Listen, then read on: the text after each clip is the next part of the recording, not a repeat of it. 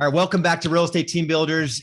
Y'all are in for a treat today. I've got AJ Mida, and he's going to talk about his unconventional journey in real estate, specifically his journey as a solo agent to building a team and then building a massive residual income pillar that y'all are going to want to hear how he did it. So AJ, start out a little bit. And we've known each other for, I want to say like 6-7 years or so. Mm-hmm. You're just north of my market. Well, now you're like southeast of our market. You live in Puerto Rico now. So that's sort of the punchline here. But take us back to the early days, like without kind of spending a ton of time, but like you got your license, like I needed to get busy. What did that look like? What did you focus on? Then take us into a little bit of like how you went about building the team. And then specifically the theme, and we just chatted about this, is, getting clear on where you want to go. And that's something I've always admired about you. Even if I may have told you to not do something that you ended up doing anyway, or kind of told you it was stupid, and we'll reveal that punchline here in a second, but kind of takes us back to the early days. How'd you start the team? Where'd that lead you? And then what decision did you make from there? Yeah, definitely. And thanks for having me on the show. It's an honor and a privilege. So I appreciate that. So I got my start in real estate really at the end of 2012. And I was essentially at the time, I think I was 26, 25. I was a failing entrepreneur, essentially, is what I was before getting into real estate. I had some successes, I had some failures.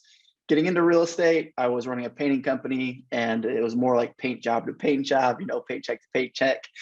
And so I wasn't coming with like this huge resume behind me. I was young, had just moved to the Charlotte market, didn't know anybody. And I was really unhappy with what I was doing running the painting company. And when I read the Millionaire Real Estate Agent book by Gary Keller, I saw that you could treat the real estate industry or treat being a real estate agent as really an entrepreneur, as running a business, building a team. And that is what attracted me to the industry. So I read that book, got my license. And what I thought I was going to do when I got into real estate was, become a top producing individual agent, start running a team, and become the mythical seven-figure agent, but the mythical millionaire real estate agent, where you're out of production and you're making $1 million a year and you're kind of sitting back and it's somewhat residual. So that was kind of the process, because what I saw early on in my life, in high school, I read a book called Rich Dad, Poor Dad. Amazing book, changed my mindset just around, your work hours and income and how it can be residual and cash flow and all these things. And so I knew where I wanted to end up was in a place where I had enough residual income to basically replace my working hours. I wanted financial freedom, time freedom, and location freedom. So I started on that path as a real estate agent at Keller Williams. And yeah, you want me to keep going? Yeah. So 2012, I didn't realize you got into real estate 5 years after me. That's crazy. Yeah. So how did those first few years look like in terms of production? When did you hire your first administrator? When did Abby join the business? Kind of give us a little bit of a flavor. And then, the one thing I really want you to spend time on, because I don't know of many people, even in my world, where I try to force them to look 3 years out. Right. And that's something that you were not going to give in on. Like, you didn't care what anyone would say to you. Like, you had a very clear vision for what you personally wanted for your future. So take us to the point where, probably where you're like leaving Charlotte and living in an RV. That's a cool part of the story. I know your whole story, so I don't want to ruin it. Spoiler alerts. Keep going with the story. So yeah, so I jumped in at Keller Williams. Great company, loved my time there. And my first year just killed it, got rookie of the year, literally got rookie of the year, but I only sold 6 houses and pretty much made no money after the split and the leads that I was buying. So it's kind of funny, in our industry, you can get rookie of the year at your local office and not really be making much money. So I got rookie of the year. But what I did that first year, I hired a real estate coach about July of my first year, so halfway through my first year. And that coach taught me, and this is what I was looking for when I first got my real estate license, but I couldn't find it anywhere. So I hired a coach that I perceived had a proven, repeatable process to sell real estate. Pretty simple, right? And nobody in my office seemed to have those answers. So I hired a coach, and in fact, They had a proven repeatable process. I started prospecting sellers, expireds, FSBOs, because again, I moved to Charlotte not knowing anybody. So I had to cut my teeth, doing the seller prospecting. And it was great. By the end of my first year, I had over 20 listings. Even though I only sold 6 houses that first year, I had a great listing inventory going into 2014. Sold 36 houses my second year, made around $150,000. So that was an awesome year. And near the second half of that year, my wife quit nursing as a full-time ICU nurse to become my assistant / buyer's agent, and eventually my full-time buyer's agent once we hired an assistant. And from there, started to build up the team, because again, I was really clear on what my goal was. It wasn't grinding away 50, 60 hours a week, which when you're a new agent, that's kind of what you have to do to build your business. And that's great. Like, you should do that. I call that the grind phase. Everything has a grind phase at the beginning. Just try not to stay there. Try to get out of that as soon as possible. So I was 2 years in and I started a team. I probably started a little bit sooner than I should have. That first year when I started my team, I actually kind of took a step back in income, because I started spending more of my time in kind of like a management role, trying to hire buyer's agents, train those buyer's agents, start buying leads, through Zillow, pay-per-click, when I had traditionally just been prospecting sellers. So I took a little step back income wise, but then the year after that, so this would have been now into 2016, then it was kind of somewhat as smooth sailing as I think I could have got to running a team. Was working 30 hours a week on average, making close to $250,000 a year, or right at the $250,000 a year mark. And overall, it was a good real estate business. I had 3 to 4 buyer's agents at any given time. I had an assistant, and it was good. It was good. What I discovered, though, again, going back to my idea of having this true freedom, I took a step back and looked around and was like, I'm making great money, and I still don't feel like I have that much better of a lifestyle. Like, I'm not like driving fancy cars or living in this amazing house. Sure, my cars were slightly better. My house was slightly nicer. I could actually go on a vacation. But I was like, man, like, I'm not going to be financially free for a very long time.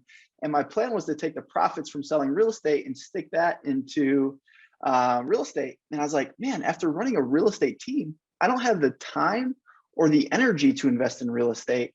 And after all the expenses and the little bit of lifestyle inflation that happens, there's not much left over. Like, this is a failing plan. And if I do achieve this true freedom, financial, time, and location freedom, I'm going to be in my later years, probably late 50s, 60s, and it's going to be a full 30, 35-year career as a real estate agent just selling.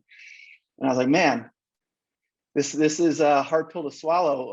I don't really want to do this that long, because burnout, if you run a team listening to this podcast, there's some burnout sometimes. Even an individual agent, there can be some burnout.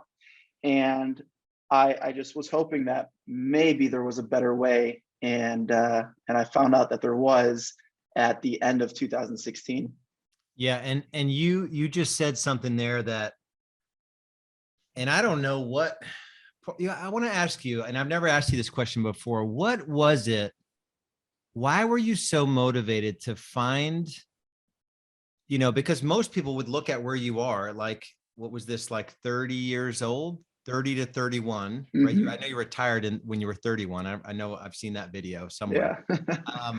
So part of me is like, who the hell do you think you are at 29 years old to be like, really, I'm like, to be searching for freedom, but you were, right? So, and here you are, multiple 7-figure income earner, 35 years old, complete freedom. And so I believe anyone could have anything if they're really clear on where they want to go. So before we get into that pivotal decision, what was it about you? Like, jacked up childhood, or like you met this guy who was independently wealthy when you were young? Like, what was the catalyst to you wanting to be free, like absolute freedom, not like this mythical, like, hey, I can take an hour off on a Friday, but then I've got to work a deal later that night. And like, some real estate team leaders think they're free, and they're not free. Yeah. Like, they're working out of bounds. They're 7 days a week. Typically they're stressed all the time. I know, because I coach them, right? Like, this is my world that I've sort of committed to. So what was the influence that had you go down this journey to freedom? Yeah, I think I've just been really blessed in my life through the mentors that I had. And it wasn't that I had physical mentors, because I grew up lower middle class. I had a great childhood in terms of I had great friends. My mom loved me, but we definitely did not have a lot of money. And I saw a lot of money issues, money arguments that would occur in the home by not having enough. So that really stayed in my heart throughout my entire childhood into my adult life, that not having money was a problem. It created a lot of stress on the family and a lot of relationship issues. So I knew I wanted to be wealthy through that. And when I read Rich Dad Poor Dad, the idea of residual income came about. And then I read Tim Ferriss' 4 Hour Work Week, and I was like, okay, there's a different way to run a business where you don't work your life away. I have a lot of interests and a lot of hobbies, and I have a 1-year-old and a wife of 11 years. And I knew I wanted to spend as much time possible with my family, my friends, doing the things I love. It's interesting. I remember always wishing, like, or thinking, man, I would just love to meet a millionaire, like learn what they're doing, like ask them questions. And I was having this conversation recently with my wife, Abby, and I don't have any close friends who are not millionaires. I almost don't have any close friends who are not making $1 million a year. Like, that is crazy. And I am like, I got goosebumps just thinking of it, because growing up with not a lot of money and living in a generally probably middle to upper middle class area where you see wealth is there, but you don't have it. So you're hyper aware that you don't have it. Just having that desire as a young kid to be friends with and know these types of people, it's really cool. And what I discovered is people who make a lot of money have the biggest hearts. They want to serve the most, and they really care about you as a person. And it's been a real blessing in my life to have such great friends. So yeah, so that's kind of what put the desire in my heart to have this freedom was just books. And I think part of it, God just putting the right opportunities and resources in my hands at a young age. Yeah, and a super close friend of yours, I just consider him my friend because I know you, and I listen to his podcast. JLD ends his podcast, every time, like, you are the sum of the 5 people that you hang out with. And he said, and you were hanging out with me and this guest today. So I mean that there's so much wisdom in that one thing you just said, that, like, yeah, I just surrounded myself with, like, Gary Keller, and then, like, whatever, Kiyosaki, Tim Ferriss. And so I think a lot of people don't realize that it doesn't have to be literally like you create a mastermind of 5 people that have their stuff together. It's just Right. what you put in your head. And this is really key. And it's key to where we're about to go with the conversation about the next step I took in my career. Like, where you are in life is in direct correlation, proportion. I didn't do that well in high school. So if I say the wrong word, let's just go with it.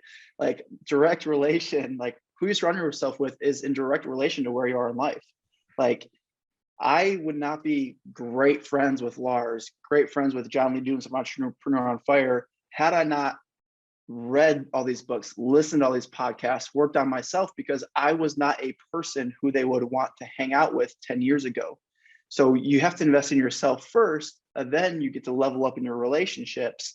And it's really neat, because without those types of relationships, you're not going to make the money that you might desire to make. You're not going to have the fun you would want to be having. You have to constantly be leveling up relationships. And it's not a thing where it's like you're leaving your old friends behind. Maybe some of you listening to this should, if your friends are sitting around drinking, getting hammered on the weekends and smoking weed all the time.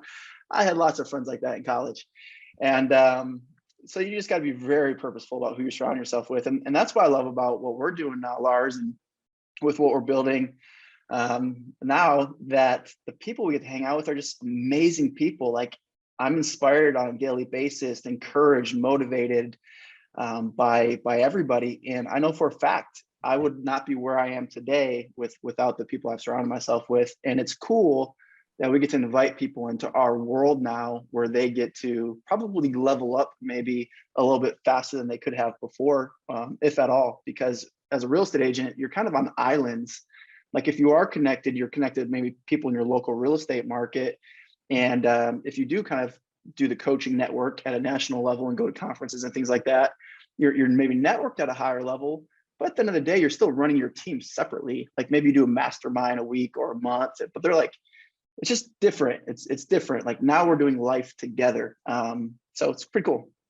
Yeah. So let's transition into the end of 2016 with the overarching theme of this conversation, getting clear on where you want to go. So here you are, probably in your 17, 18 to 20 years old, you're thinking like, all right, I'm going to figure something out to get out of this, lower middle income class situation.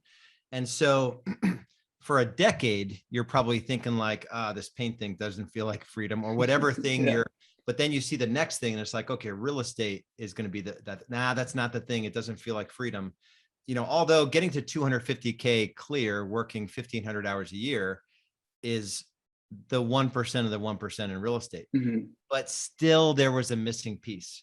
So talk about the missing piece and then transition. Once you saw the opportunity, the model EXP, that everything clicked where nobody could sort of tell you were an idiot. Yeah. So take us to that decision point. Yeah, I got very clear on that. Residual income, not trading hours for dollars, was the only way to have true freedom. And when I think of true freedom, like having that financial freedom, time freedom, location freedom, all those three things, like really what it like means to me is like, I'm happy and I have peace of mind. And while I could have over time, I'm sure built a nice size, investment portfolio through selling real estate, the peace of mind that I've had to sacrifice for 10, 15, 20 years to get there, the cost would have been too high for me. And I set some pretty solid boundaries around my business. Only work listings, typically have my phone shut off by like 7 at night, 6 at night. Didn't take calls on the weekends. Like my sellers knew if we got offers on the weekends, I would negotiate them on Monday. So like I had some pretty solid boundaries around my real estate business, but it was still like, it's always on your mind. And we only have one life at this. And I'm thinking, I don't want to be thinking about real estate 80% of my waking hours, 90%, 100%. Like for the next 30 years, the price seemed too high. So when I saw EXP, what got me really excited was the opportunity to continue building my real estate business, building my real estate team, but just different. Kind of bolting on, having a separate part of my business plan to build residual income through revenue share. And then the stock piece seemed intriguing at the time. It was basically a penny stock, not yet on the NASDAQ. And now it's kind of blown up and is amazing. It's just killing it in terms of where the price has gone over the last few years. But the residual income piece, I was like, okay. Because what's cool, and a lot of agents might not know this that are not at Keller Williams, is Keller Williams became the #1 real estate company in North America because of their profit sharing program, a way for agents to get profit share so that they eventually have something to retire on. Like that was kind of what was an allure to Keller Williams after I joined. I was like, wow, that's kind of cool that they have that. And then I started working it and I was like, man, this office must not be profitable. That office might not be profitable because my profit share is very tiny. Like I'm making like $80 a month. Like it eventually got to a couple hundred, but it certainly wasn't anything that was exciting. And when I saw revenue share, I'm like, okay, so it's off the top, profits what's left over, revenues off the top. And we don't have bricks and mortar. We don't have those expensive leases. We don't have all the middle management, regional directors, operating principals, a franchise system where they're taking a royalty. There's just so much more money to share back in our revenue sharing model. I was like, this could really work, because it really hit me actually, Lars, as an agent. And I don't share this very often because I don't normally think about it, but there's this guy, his name was Mike, and he was a regional owner in the Carolinas. And I remember my team leader at KW Red Day, it's a day where you give back, you volunteer in your local community. We were there like having, a little barbecue after or whatever. And my team leader was like, this was my second year in real estate. My team leader was like, AJ, that can be you one day. Like he makes $20,000 a month in profit share. He's in Alaska fishing all the time. Like he's taking all these amazing trips. And I'm like, man, that would be so awesome. But what I realized was, unless like you joined back in the 90s, like you probably weren't going to get anywhere near some significant income. So when I saw EXP, I was like, okay, this could be it. And at the time, it was a leap of faith because we didn't know it would work, because it wasn't really yet working. It was a very small company at the beginning of 2017. Now it's proven to work. It's just, will you partner with us and plug into our model in our training and our systems, and it does work, and it's proven over and over and over to help agents become financially free. So you want me to dive into how that journey's been? Yeah, but hearing you say some of that, because I was one of those folks, and I don't know if it's I for sure it was ego. So I know my ego probably played a larger percentage than I care to admit in terms of me not looking at the model. And I think that is the number one reason why people, let's just pick on Keller Williams for a second. Keller Williams is one of the best real estate companies. Gary Keller is in the Hall of Fame. He'll forever have a seat in the Hall of Fame. So it's not taking away anything from Keller Williams. Yet, KW agents, let's just pick on them for a second. Their company was built via the same model, except the opportunity has totally disappeared. But they'll be the sort of their heels dug in the most against what's going on with EXP, which is so ironic now that I'm on the other side. Then the other thing that you said, yeah, so go from the red book. I don't know if it's the blue book or the yellow book. That's Millionaire Real Estate Investor. I went and owned 10 real estate properties. They're not passive. Like, I can tell you a dozen stories of just, out of bounds on time and stuff blowing up and, all of the stuff that happens. Yet that's the path now, right? So you have to sell real estate, and your dream is happening over here. It takes 20 years to bake out the real estate dream, the portfolio, and all the extra hours, the evenings and weekends, buying homes, getting a tenant in or flipping them, and just another grind. And then on top of it, I don't know many billionaires. I haven't met that many, maybe a couple. Gary Keller was one of them.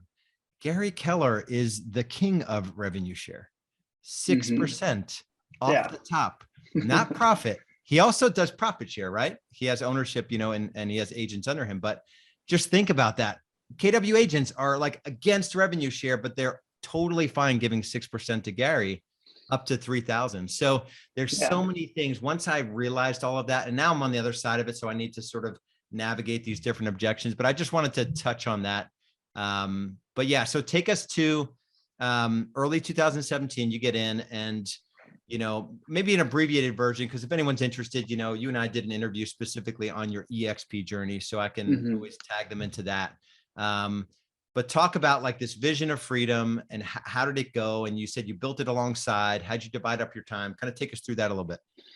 Yeah, I love the illustration you're giving about selling real estate, investing, going from the blue book to the yellow book. I think it's like buy and hold real estate. That's like real estate investing. There's a series of the colored books, and that's the path that was the only option before EXP came, and that's the path that I was on. And it's just a really long path with a very long grind phase, and there's nothing wrong to be on that.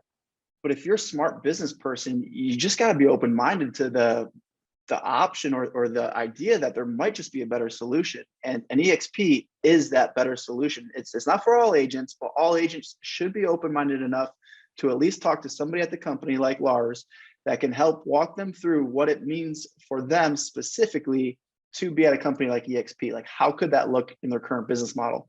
Because it could just be the better way. I mean, I went from $300,000 or so in debt before joining EXP in 2017 to having a net worth over 3 million today. That is in 4.5 years. That is insane. I traveled the country for a year in a motorhome. I live in Puerto Rico now. I have also a house in Michigan. Like, it is insane. Like, when I think about it, it's hard to even believe. So when I came to EXP, I was like, all right, I'm going to keep running my real estate team. The smart agents come to EXP and they're like, I'm going to keep running my real estate team. I'm not going to try to double it so I get a nicer trophy on stage next year. I'm not going to try to do more volume, more GCI. Last time I checked, my banker doesn't care how much GCI I did, how much volume I did. They care about net profit. So I was like, you know what? I'm going to keep my volume the same, keep my units the same, keep my team the same, but I'm going to bolt on another profit center called revenue share. That's going to be additional profit for my business. And I was going to do that for the next 5 years. So in 5 years, I wanted to get to $500,000 in residual income on top of my real estate team sales. And in order to do that, looking at the model as a new EXP agent, I was like, okay, I need to sponsor 5 agents a year for 5 years. So 25 total, help them grow into a total organization size of 500. So I would personally only know 25 of the 500. And from what I saw, I thought I could do close to $500,000 a year on that size organization. And I was like, I'm listing 4 houses a month or whatever it was. Like, I can certainly get one agent to join EXP every 2 months. Like, that was a kind of like no brainer. Like, I can do that without even trying.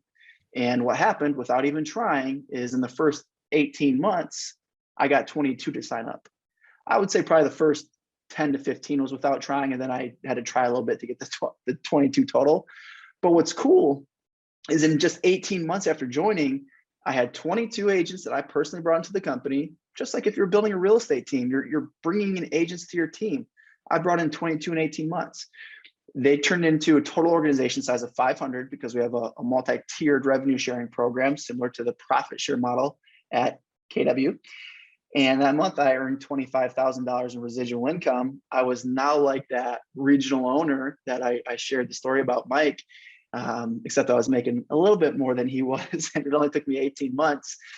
And fast forward a couple months, my wife and I sold our house in Charlotte, traveled to the country for a year in a motorhome, working like 5 to 10 hours a week. And what's crazy, I'll tell you what's crazy about that. When we came back, our income almost tripled. When we were done after a year, working 5 to 10 hours a week, our income almost tripled. Had I been running a local real estate team in Charlotte, I would have came back to agents that would have had a mutiny. They would have said, screw AJ, he's in a motorhome, traveling the country. Like, these Zillow leads are now our Zillow leads, and AJ's not getting a split. Like, that's what would have happened. And I wouldn't have blamed them because, that's the reality. If the leader's not there, that might happen to a business. It might fall apart like that. And now, coming up on 5 years, it'll be 5 years with EXP, which is crazy, January 1. And instead of hitting my goal of 500 agents, I'll be well over 5,000. Actually, I'm 6 agents away right now of hitting 5,000 agents in my organization. So it's been so cool. Like, I get so excited about it. And the other thing about being open-minded to possibly a better way to achieve your financial goals, I'm having more fun, making more money, working less with less stress than I could have any other way. And I'm helping agents achieve financial freedom in their lives. Keep selling homes, sell all the homes you want. But let's take a look at what your financial freedom number is, and let's have a plan to achieve it in the next 3 to 5 years. But let's not have it take 30, 15, 20. Let's get you to your freedom number in 3 to 5 years. And that's kind of what we're doing here in our organization that me, Lars, and John are partnered on, called Game Changers Nation. That's awesome. So let's finish with this. And there's so much that you said in there, but I want to talk about there is still a closed-minded, just a ton of people are still closed-minded, like I was for years. And it was probably the most expensive. And I think I came in at the perfect time. I think God had perfect timing in all of it. Yet I wasn't open for like over 3.5 years. You came in January 2017 and I came in September 2020.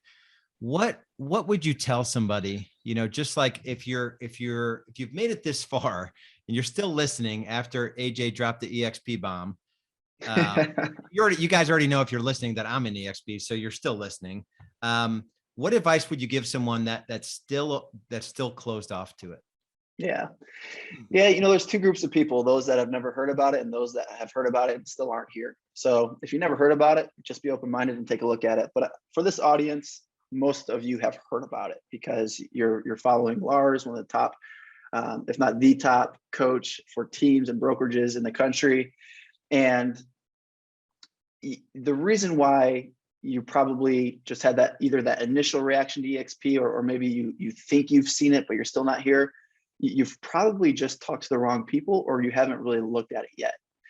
And you're listening to the right people to hear it from now on this podcast. So I would just challenge you, like, ask yourself this question. If you really want to take this serious, and I hope you're taking the time you're spending listening to these podcast episodes serious, you're trying to learn something, you're trying to grow your business so that you can have more impact and, give more and serve your family more and all those amazing things that you might have goals to do. Ask yourself, if there's really an opportunity for me to earn, throw out a number, whatever number you want, but let's just say if there's really an opportunity over there at EXP for me to earn $25,000 a month in residual income within the next 3 years.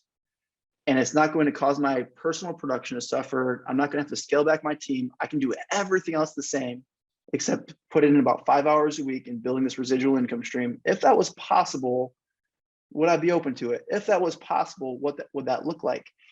And maybe that question will help them be a little more open-minded. But I can tell you this, if you're clear on where you're going and you don't feel like you're getting there, you might want to look at doing something different. And that's where I was. I was not going, I was going where I wanted to go. It was just going to take probably 30 years.